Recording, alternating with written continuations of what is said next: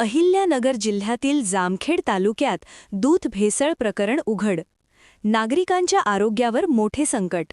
अहिल्यानगर जिल्ह्यातील जामखेड तालुक्यात दूध भेसळ करणाऱ्या टोळीचा पर्दाफाश करत पोलीस व अन्न व औषध प्रशासन विभागाने संयुक्त कारवाईत तिघांना अटक केली आहे. या धडक कारवाईमुळे संपूर्ण परिसरात खळबळ उडाली असून नागरिकांच्या आरोग्यावर गंभीर प्रश्नचिन्ह निर्माण झाली आहे. मिळालेल्या माहितीनुसार आरोपींकडून दूध भेसळ करण्यासाठी आरोग्यास अत्यंत अपायकारक ठरणाऱ्या रसायनांचा वापर केला जात होता. विशेषतः पॅराफिन तेलासह इतर घातक पदार्थांचे मिश्रण करून कृत्रिम दूध तयार केले जात होते.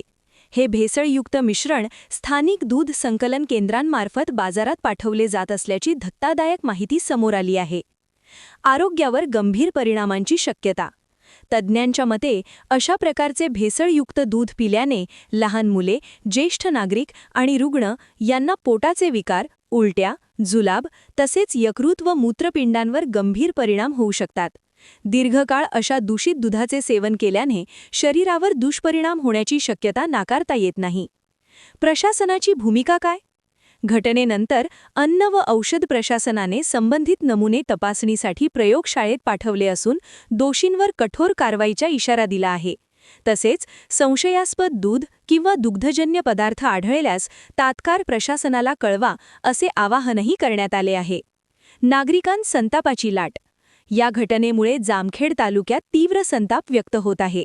नफा कमावण्यासाठी लोकांच्या जीवाशी खेळणाऱ्यांना कठोर शिक्षा झाली पाहिजे, अशी संतप्त प्रतिक्रिया नागरिकांकडून उमटत आहे. ही घटना केवळ कायद्याचा भंग नाही, तर समाजाच्या आरोग्याशी केलेला गंभीर विश्वासघात आहे.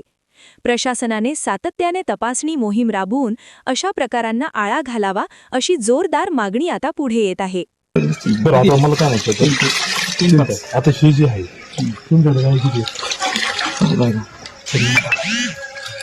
काय किती त्याच्या दुधावर वर्ष किती आहे? आपल्याचं 9 आहे.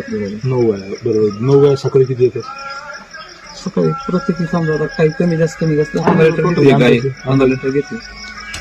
15 9 135. आणि संध्याकाळची का फक्त सकाळची? नाही, दोन्ही टाइमचं 15 समजा घ्यायचं 15 लिटर. ओके. म्हणजे 125 देते बा थोडक्यात. मग त्या 125 मध्ये हे तुम्ही मिक्स करून देता की वेगवेगळं टाकता? दूध संकलन करतात ना.